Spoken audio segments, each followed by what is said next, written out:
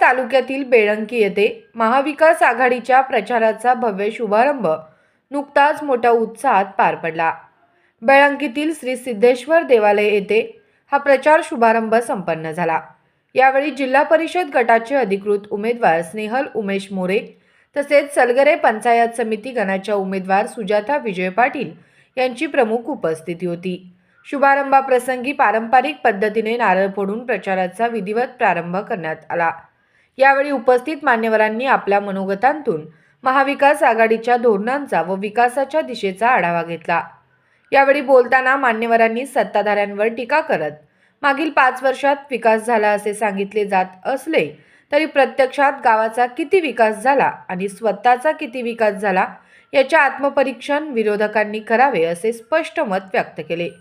विकास हा केवळ घोषणांपुरता न राहता तो तळागाळातील जनतेपर्यंत पोहोचला पाहिजे अशी अपेक्षाही यावेळी व्यक्त करण्यात आली।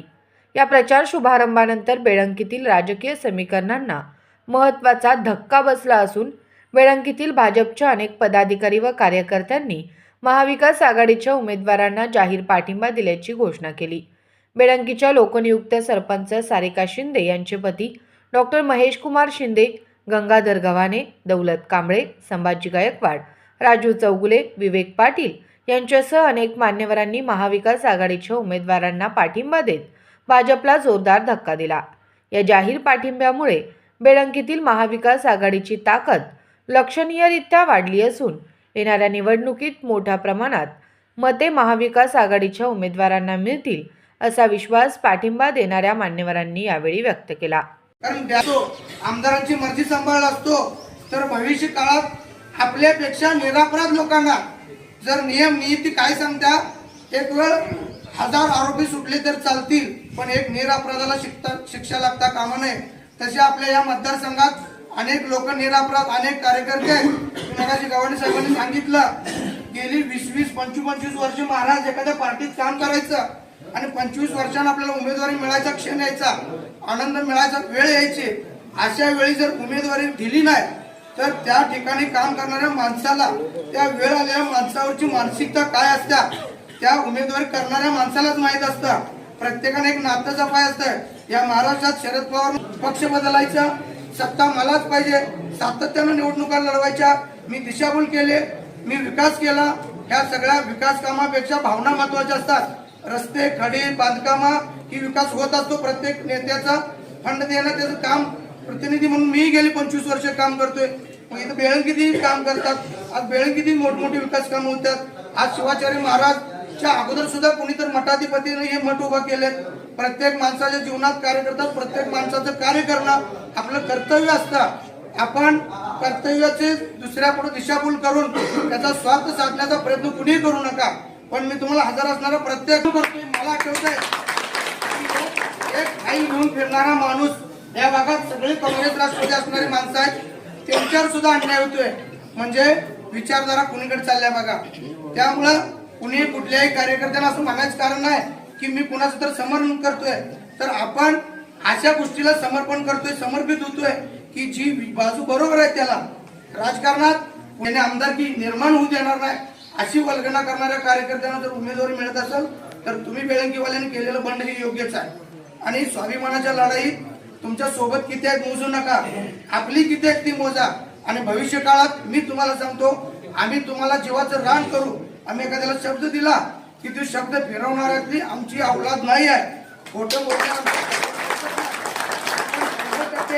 अशा निवडणुका किती येऊ द्यात तुम्ही आपण सर्वजण एकत्र राहिलो तर भविष्य काळातल्या निवडणुका गावाच्या गाव बिंदूवर होत होतील। ज्यांना जे भोगावं लागलेली गोष्टी आहेत या सर्वसामान्य माणसाला सुद्धा भविष्य काळात भोगावं लागतील। रस्ते वीज पाणी लाईट दवाखाना ही गव्हर्नमेंट शासनाची जबाबदारी आहे। राजा कुठलाही माहित नाही निष्ठावंत कार्यकर्ता म्हणून केलं आणि आमचं तिकीट कापलं म्हणून की आम्ही त्या तिकिटाचे किंवा राजकीय घेतून बेळंकीचे किंवा या 10 गावातले काहीतरी खाऊन मोठं करायचं आणि मला हे लई मोठं व्हायचं ह्या हेतूने आम्ही होतो। फक्त आम्ही काय होतो करणाऱ्या माणसाला तिघापैकी आम्ही 10 गावात मिटिंग घेऊन डोंगरवाडची शिंदे सगळ्यांनी आम्ही 10 ठिकाणी मिटिंग घेऊन आम्ही एकच सेंटरचं एक उमेदवार सोडून तुम्ही कोणालाही उमेदवार द्या त्याच्या पाठीशी आम्ही ठाम राहणार आहे। तरी या नेत्यांनी न ऐकता काहीतरी बोलबंगाल करून मला 3 वाजेपर्यंत थांबून 3 नंतर तिकीट कापले। त्यांचं एकच मत आहे माझ्या ऐकण्यातला उमेदवार पाहिजे मी सांगेल ते चाललं पाहिजे. आणि सदगरमध्ये जे केलं हिर केली त्यांनी सांगतात आमच्या गावातले काय लोक आजपर्यंत काय न पाणी पिता जायलात काय काढली आणि मला या देवळापर्यंत येऊन माझं तिकीट कापलं नाही. ह्या देवळात येऊन या साक्षीने इथं घेतो म्हणून तिने माझी शपथ घेतात. पण त्याला सिद्धेश्वर बघून घेईल माझ्याबद्दल जे केल्या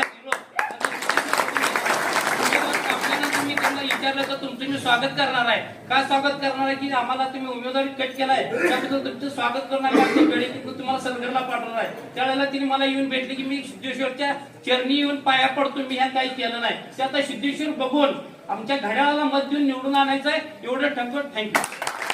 त्यालाच मोठं केलं जातंय. आमच्यासारख्या सामान्य माणसाला की वर्षानुवर्ष आम्ही पक्ष वाढवला, आम्हाला काडीची किंमत मिळत नाही, त्या पक्षामध्ये आम्ही काम करायचा विचार सोडून दिलेला आहे. आणि आजपासून मी घड्याळ चिन्हावरती जे उमेदवार उभा आहेत बेळंकीच्या परिसरातील येडोली मतदारसंघातील सर्व मतदारांना माझी एकच कळकळीची विनंती आहे की भाजपचा उमेदवार कसा चितपट झाला पाहिजे एवढंच लक्षात ठेवायचं आणि भरघोस मतांनी सर्वांनी निवडणार आहे एवढीच माहिती.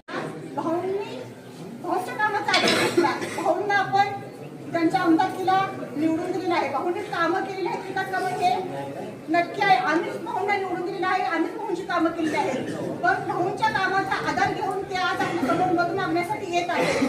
तर त्यांनी स्वतःची जिल्हा परिषदला निवडून दिल्यानंतर किंवा पंचायत समितीला निवडून दिल्यानंतर स्वतःची कामं जी काय केली आहेत ते सांगावीत. भाऊंच्या नावाखाली दडण्याचा अजिबात त्यांनी प्रयत्न करू नये किंवा त्यांच्या कामाची अजिबात आपण ही घेऊ नये, आधार घेऊ नये असं मी त्यांना सांगत आहे. आणि ते म्हणतात की विरोधकांनी विरोध केला म्हणून आम्हाला निधी आणता आला नाही. आपण अपयशी ठरला आहात आणण्यासाठी निधी.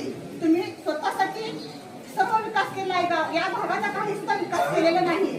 पण आता अपयशाचं खापर कोणावर फोडायचं तर ते विरोधकांच्या वरती फोडायचं. आणि म्हणूनच आपण काय करता तर आम्हाला विरोधकांनी अडथळा आणला कामामध्ये आणि आम्ही म्हणून विकास करू शकलो नाही. आम्ही आता विकास करतो आणि आम्ही तुम्हाला जनतेला प्रामाणिकपणे काम करण्याची इच्छा आहे म्हणून संधी मागतो आहे. तुमच्यासारखं इतरांची संधी आम्ही ओरबडून किंवा हिसकावून घेण्याचा कधीही प्रयत्न केला नाही, इथून पुढे सुद्धा करणार नाही. त्यामुळे आम्हाला प्रामाणिकपणे काम करण्याची इच्छा आहे. एक संधी आपण सर्वांनी मिळून द्यावी. आम्ही नक्की काम करू या भागातील समस्या सोडवण्यासाठी. प्रत्येक गावातील, फक्त स्वतःच्या गावातील नाही, ज्या भागामधून आम्ही निवडून आलो त्या भागातील प्रत्येक व्यक्तीच्या प्रत्येक भागातील गावाच्या समस्या सोडवण्यासाठी नक्की आम्ही सक्षमपणे प्रयत्न करू अशी मी तुम्हाला सर्वांना ग्वाही देते. आता परवा दिवशीच आपल्या राष्ट्रवादी काँग्रेस पक्षाचे नेते म्हणजे आपल्या महाराष्ट्रातील तमाम लाडक्या बहिणींचे लाडके भाऊ हे विमान अपघातामध्ये निधन झालेलं आहे. ही सांगण्यात येतंय की या भागाचा विकास केला आणि मला मतदान टाका.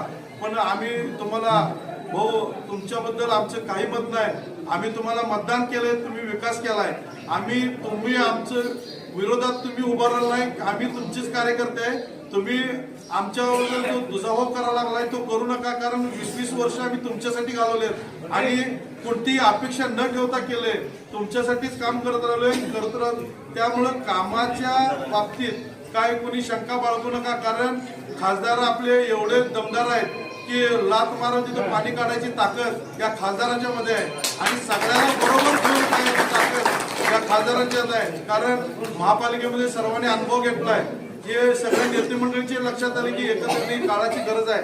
का काळाची गरज आहे की आपल्याला काय कुणाचा आडवाडवी जिरवाजिरवी करायला नाही तर आपल्याला भागाचं काम आणि विकास करायचा आहे. मी महाराष्ट्रातल्या आपल्या जिल्ह्यातील आपल्या तालुक्यातील सर्व लाडक्या बहिणीला सांगू इच्छितो की आपल्या खात्यावर जे 1500 रुपये जे टाकणारा आपला भाऊ ज्याच्या सहीनं जाणार होतं ते आज भाऊ आपल्यामध्ये नाहीत. अजितदादा आज आपल्याला सोडून गेलेत आणि त्या अजितदादांच्या आत्म्याला शांती लाभण्यासाठी किंवा या अजितदादांच्या केलेल्या कामाचं पोचपावती म्हणून येणाऱ्या काळामध्ये आपण सर्वांनी आम्हाला अजितदादांना श्रद्धांजली खरी व्हायची असेल तर आमच्या या उमेदवारांना घड्याळ चिन्हासमोरचे बटन दाबून आपण सर्वांनी आशीर्वाद द्यावा आणि अजितदादांना एक श्रद्धांजली व्हावी. कारण त्यांच्या विचाराचे पायी आम्ही या प्रशासनामध्ये काम करतोय. आणि सभा झाली भाजपची तेथे सरपंच त्या मॅडम ह्याच्या आधीच्या मॅडमांनी म्हटलं की जर विकास काय झाला हे बघायचं असेल तर भावी जिल्हा परिषद सदस्य म्हटल्या, तर मला तुम्हाला हे सांगायचं आहे की जर आम्हाला काय विकास झाला, आमच्या मतदारसंघातला काय विकास झाला हे बघायचं असेल तर आम्हाला सलगरला का जावं लागेल? का जायचं आम्ही सलगरला? आमच्या मतदारसंघाचा पूर्ण विकास व्हायला पाहिजे ना. एकाच गावचा होऊन चालतंय काय? नाही. मग मला तुम्हाला ठामपणे सांगायचं आहे की जर तुम्ही घड्याळाला निवडून दिलं तर आपल्या संपूर्ण ह्या खेडोपाड्यांचा विकास झाल्याशिवाय राहणार नाही. आणि आता हा पर्यायच नाही तुमच्याकडं.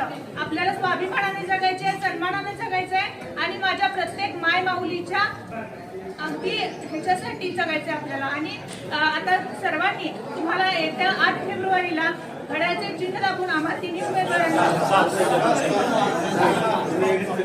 घड्याच्या चिन्हासमोरील बटन दाबून आम्हा तिन्ही उमेदवारांना विजयी